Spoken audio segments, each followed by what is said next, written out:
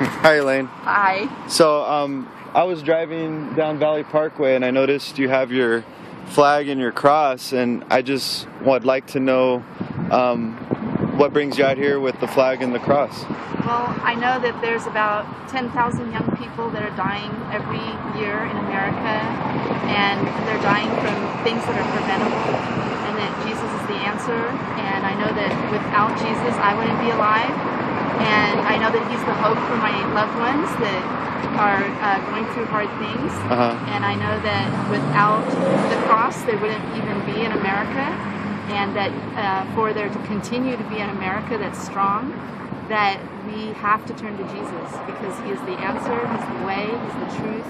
Absolutely. He's abundant life Amen. every day. So, if I may ask, you said there's 10,000 children in America dying of things that are preventable. Well, could you give me an example of some of those things? Well, I usually have a tract about that, but I'm out.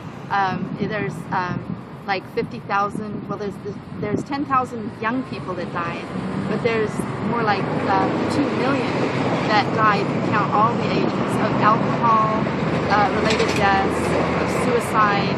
There's 100,000 every year that die of drugs. And there's 300,000 that are hospitalized every year, dying from illegal drugs. And there's this, I don't know if I mentioned suicide. Yes, you did. Violence. Sure. There's like 75,000 people in America that die from acts of violence, and a lot of those are young people.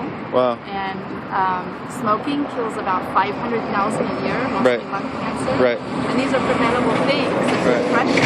There's 2 million Americans that are hardly being able to get out of bed because they're suffering from depression.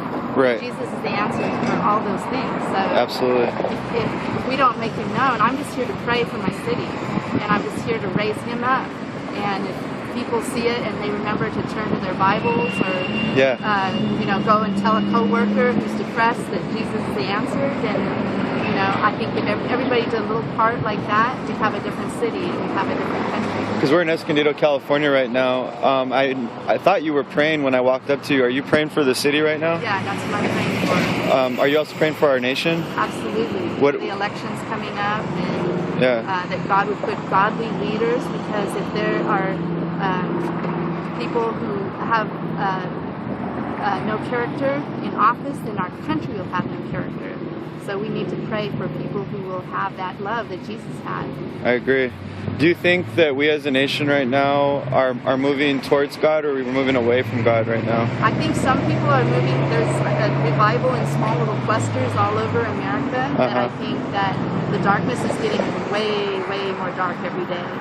And just the amount of people that are sucked into pornography and sucked into, just slaving for the dollar and getting into debt and just all those things, that Jesus is the answer for all of it. So you think debt and depression and alcoholism and drug use is all because of people have turned away from God? Absolutely.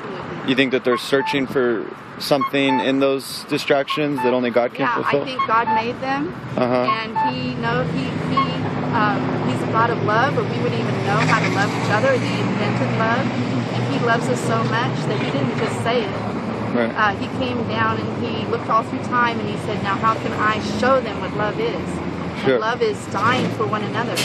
Sure. He did it first, so that we could know how to love each other, that you don't wait till your husband changes in order to love him. You love him and believe in him and pray for him, and then God heals the marriage. And God hasn't changed. He still heals people every day. What kind of experiences have you had out here? Anything interesting that's happened to you while you're out here and you're crossing your flag? Yeah, I have had people come up to me and ask for prayer and say, just today there was a man who said he loves to pray, and I was able to encourage him in that. And I just think that you can't ignore the cross, That's what's so awesome about it, is you can't ignore it. It says to everybody without a word, I don't have to say a word, and everybody has a picture in their mind that Jesus did something for them. He didn't just say it, He actually did something. He did it. Amen. And I appreciate your time. I thank you for what you're doing. I think America needs God now more than ever. It's just the Lord. telling me I got to go do something. I can't do nothing. Amen.